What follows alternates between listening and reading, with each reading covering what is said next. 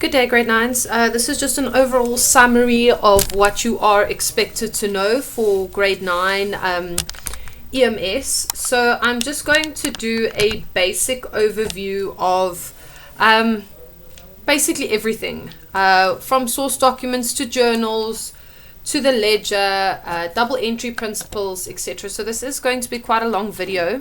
I would like it if you could copy down whatever I'm doing into your workbooks. Please put today's date, whatever date you are completing this, in your lined books, please. And then just put overall term 1 summary as your heading. Right. Let me start with firstly the accounting process. Okay, so you guys need to understand that the accounting process is always looked at from the business's point of view. So whenever we look at accounting, we look at it as if we are the business. Sorry, I'm just putting the date. So you look at it as if you are the business. Okay, even transactions, everything, you read the transaction as if you are the business. So the accounting process, first thing we do is posting to journals.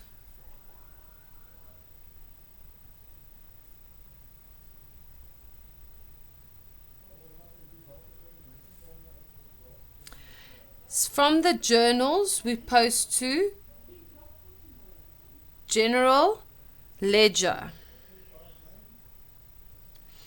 And then lastly, we will have my trial balance.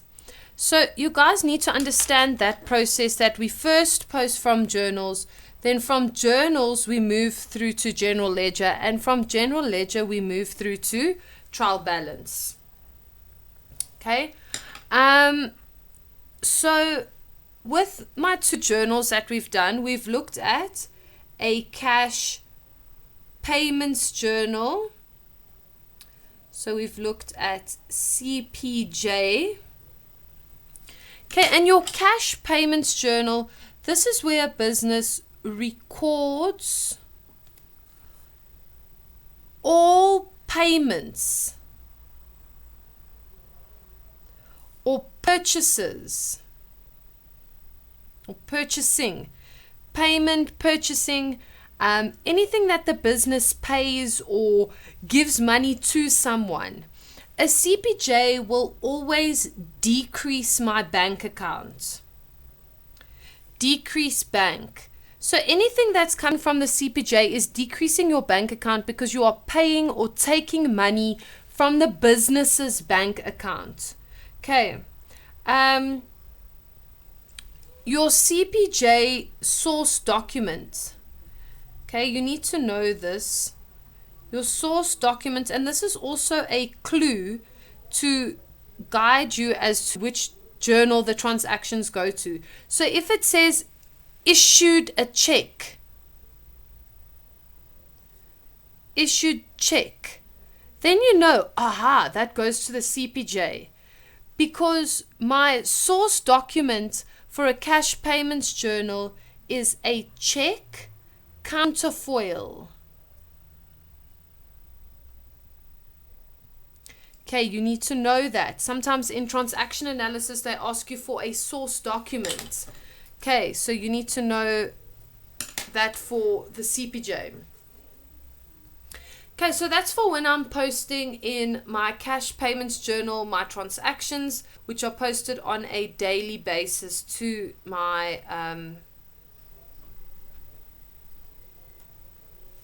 relevant journals. Okay, then we have my CRJ, which is a cash receipts journal. CRJ.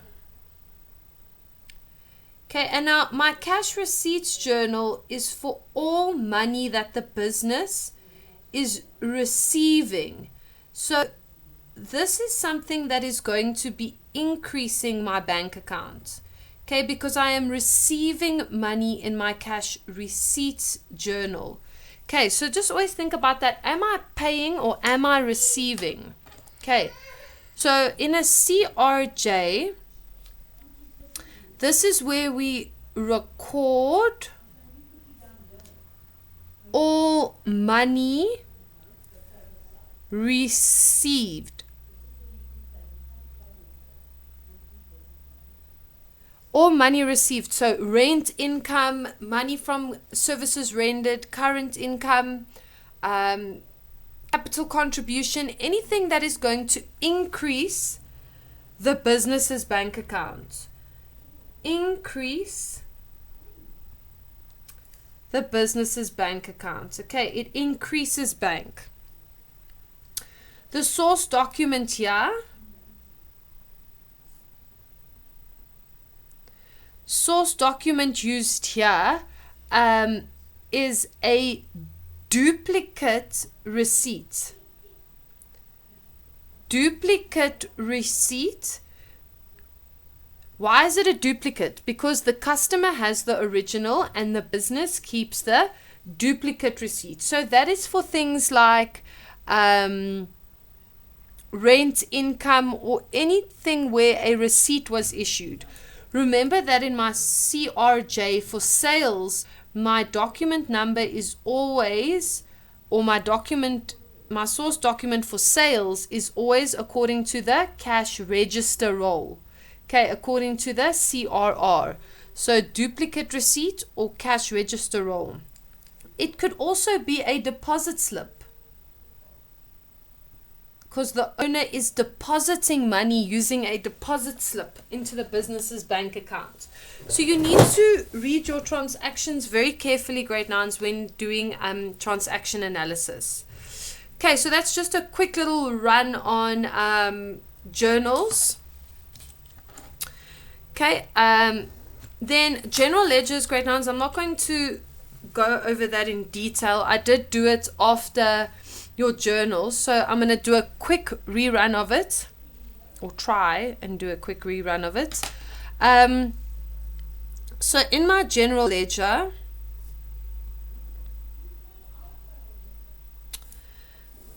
okay, so now this is when posting from the CPJ. Let's see if you can remember this. When posting from the CPJ, which account do I debit and which account do I credit? Well, that's simple. Just think about it like this. Cash payments, what is happening to bank? Is bank getting more or less? I am paying, so that means that my bank account is getting less. Bank is classified as an asset, and assets decrease on the credit side. So when posting the CPJ to the general ledger, we are going to credit my bank account with the wording total payments. Okay, so in other words, if this was my bank general ledger, bank is an asset, it increases on the debit and decreases on the credit. So I said I'm going to, in my general ledger, my CPJ bank is going to go on the credit side with the word total payments from the CPJ, and all other accounts are going to be debited. So we debit all other accounts with the word bank. Okay, because for every debit there has to be a credit. So let's think of some of the accounts that are in my CPJ. We can have trading stock, wages, and let's say stationery. Okay, trading stock is classified as an asset. Assets increase on the debit and decrease on the credit. Wages and stationery are both owner's equity expenses. Okay, and owner's equity always increases on the credit and decreases on the debit. So, when posting from the CPJ to the general ledger, we credit bank. Always ask yourself, what is happening to my bank? Okay, because if you can figure out what's happening to bank, you know what's happening to all the other accounts. Right. So we credited bank, so that means all other accounts must be debited with the contra account bank. So these are all going on the debit side with the word bank. Okay, then we have my CRJ. Okay, when posting from the CRJ to my general ledger, I am going to debit bank with the word total receipts. Okay, so here this one, I'm just going to make a bit of space here.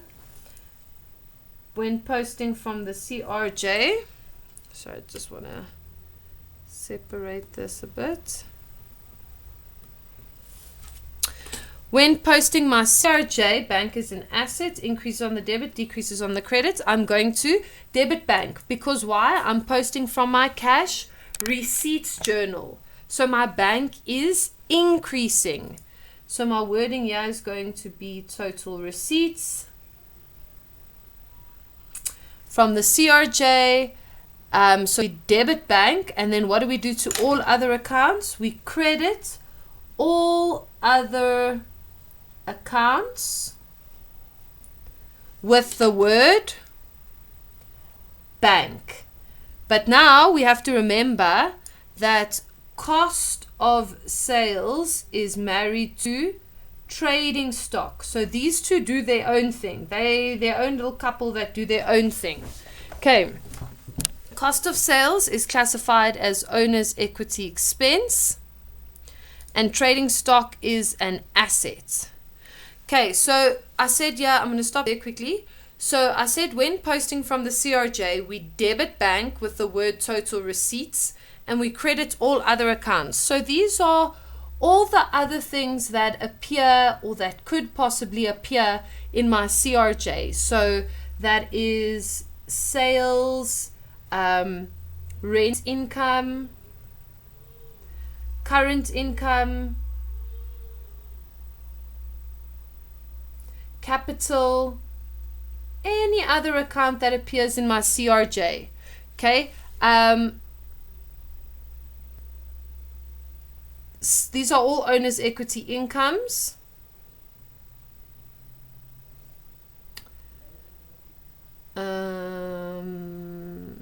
Okay, so remember here we debited my total receipts, and all of these accounts are now going to go on the credit side with the word bank. Why? Because when posting from my CRJ, I debit bank with the word total receipts, and I credit all other accounts with the word bank. Why? Because my double entry principle tells me that for every debit, I have to have a credit. Okay. Right, so that's the debit and credit over there. So this is kind of a separate thing to the rest of your CRJ. So your CRJ is a little bit more complicated. Then we still have cost of sales and trading stock. All right, so what are we going to do with those two accounts? Okay, cost of sales is an owner's equity expense. What do expenses do to my owner's equity? They decrease my owner's equity. Okay, what is my contra account going to be here? My wording. Okay, the first thing that will always appear in any of these general ledgers is always my opening balance. I'm just doing a rough draft here. Okay, so my first thing would be my opening balance. Then over here, the only ever thing that appears here is trading stock. Nothing else appears in your cost of sales account. You only make entries on the debit side with the word trading stock. This side doesn't exist. We don't deal with that in grade 9. So ignore that side. Cost of sales always on the debit side, contra account, trading stock.